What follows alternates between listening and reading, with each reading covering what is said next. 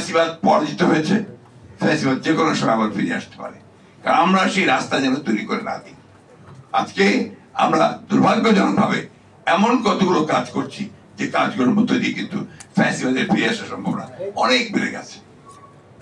আমি তাই অনুরোধ করব, আজকে এখানে যে তোমরা লেখক শিবির লেখক সবাই উপস্থিত আছেন, কবিরা উপস্থিত আছেন, সাহিত্যিকেরা উপস্থিত আছেন, আমি মনে করি যে আপনাদের এখন দায়িত্ব অনেক বেড়েছে। আগে পারেননি তাই বলে এখন পারবেন না, এটার কোনো অর্থ নেই।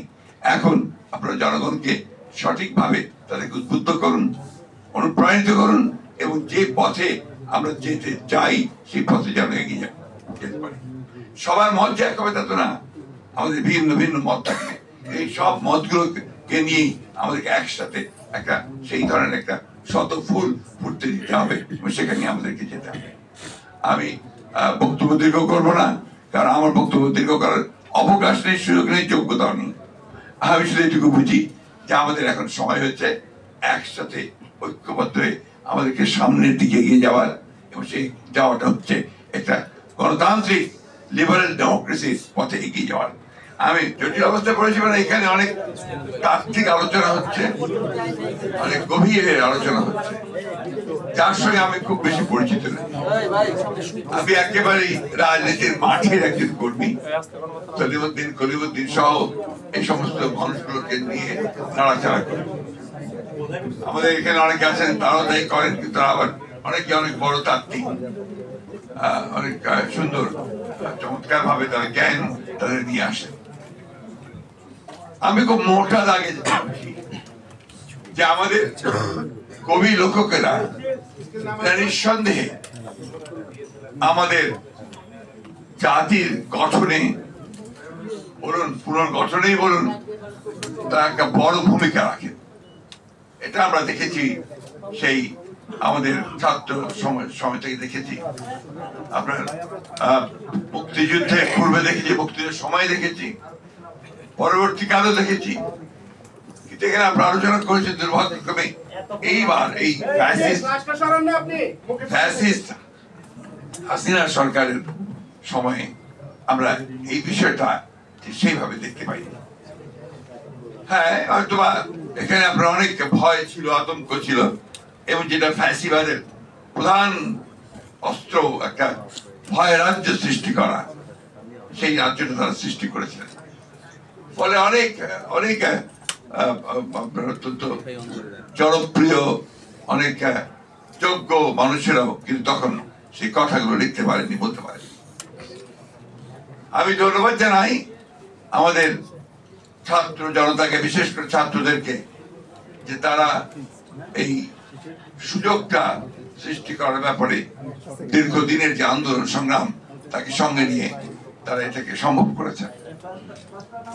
সেই সঙ্গে আমি শ্রদ্ধা জানাতে চাই সেই সমস্ত শহীদদের, যারা আমাদের এই অবস্থায় নিয়ে এসেছে। বিষয়টা বেশ জটিল। জটিল এই জন্য যে আমরা তো একটা মুক্তির স্বাদ পেয়েছি। জটিল এই জন্যে যেখানে মুক্তিকে আমরা কাজে লাগানো, যে আলোচনাগুলো এখানে হয়েছে, যে একটা গণতান্ত্রিক সংস্কৃতি গড়ে তোলে, একটা সত্যিকার অর্থেই একটা গণতান্ত্রিক সংস্কার করে একটা গণতান্ত্রিক বাংলাদেশ নির্মাণ করা, এটা নিঃসন্দেহে একটা জটিল কাজ আমাদের দেশের প্রেক্ষিতে। সেই কাজটাই আমাদের করতে হবে, এবং এই কাজটা করার পেছনে আমাদের সবচেয়ে বেশি যেটা প্রয়োজন, যে যারা আমরা মনে করেছি যে ফ্যাসিবাদের পতন হওয়া দরকার, ফ্যাসিবাদকে সরিয়ে সত্যিকার অর্থেই জনমানুষের জন্য উপযোগী একটি রাষ্ট্র নির্মাণ করা দরকার, সমাজ নির্মাণ করা দরকার, তাদেরকে ঐক্যবদ্ধ হয়ে কাজ করতে হবে। আজকে কষ্ট হয়, দুঃখ হয়। আমি এখানে আসার আগে আমার বাসায় সঞ্জিদা এসেছিল। সঞ্জিদাকে আপনারা অনেকে চেনেন, মায়ের ডাকের সঞ্জিদা। সে তার ভাইকে নিয়ে এসেছিল, সে তাকে আপনার কেরালা দেশে এসছে। এসে বলছে, স্যার আজকে মন খুব খারাপ। কেন? গত কয়েকদিন ধরে যা দেখছি তাতে করে স্যার আমার মন খারাপ হয়ে যাচ্ছে। এই যে এতদিন ধরে যে কষ্ট, যে পরিশ্রম, যে ত্যাগ, যে আত্মজনের চলে যাওয়া, প্রিয় মানুষগুলোর চলে যাওয়া, সবকিছুকে ছাড়িয়ে কেমন যেন একটা ভয়াবহ একটা অবস্থা তৈরি হচ্ছে। আমার মনে হয় এটা অত্যন্ত পরিকল্পিত ভাবেই এই অবস্থাটা সৃষ্টি করা হচ্ছে, এবং সেটা করছে যে পতিত ফ্যাসিবাদ, তারাই আজকে এই অবস্থাটা তৈরি করছে। তা আমরা যারা আছি, যারা পক্ষে ছিলাম, যারা লড়াই করেছি, সংগ্রাম করেছি, আমরা কেন এখানে বিভাজন সৃষ্টি করছি? আজকে বিভিন্ন জায়গায় বিভিন্ন কথা শুনলে রীতিমতো ভয় হয় যে আজকে আমরা এই সময় এখনই এটাকে আমরা পুরো আন্দোলনকে একটা ভিন্ন দিকে নেওয়ার চেষ্টা করছি। আমি খুব, আমার কাছে যেটা মনে হয় আমি সেটাই বলছি খুব স্পষ্ট। আমাদের তো লক্ষ্য এখন একটাই হওয়া উচিত, সে লক্ষ্যটা হচ্ছে আমরা একটা সত্যিকার অর্থে একটা গণতান্ত্রিক রাষ্ট্র নির্মাণের জন্য যে সংস্কারগুলো প্রয়োজন, সেই সংস্কারগুলো ন্যূনতম করে আমরা একটা সেই ধরনের একটা রাষ্ট্র গঠন করতে, একটা নির্বাচন করে একটা পার্লামেন্টে যাই। অনেকেই বলছেন যে নির্বাচনই তো আপনার গণতন্ত্র নয়, অবশ্যই নয়, কিন্তু তার জন্য তো আপনাকে একটা প্রক্রিয়া লাগবে। সেই প্রক্রিয়ার মধ্যে দিয়ে আমরা না যাই, তাতে আমরা সেই জায়গায় পৌঁছতে পারবো না। আমরা এই জন্যই আমি খুব মোটা দাগে যেটা বুঝি সেই কথাটা বলছি, যে আমাদের মনে হয় যে আমাদের সকলেরই এখন যেটা উচিত যে অনৈক্য সৃষ্টি না করে ঐক্যের মধ্য থেকে আমরা যে সুযোগটা সামনে পেয়েছি সেই সুযোগটাকে কাজে লাগিয়ে অন্তত আমরা কিছুটা হলেও সামনে এগিয়ে যাই।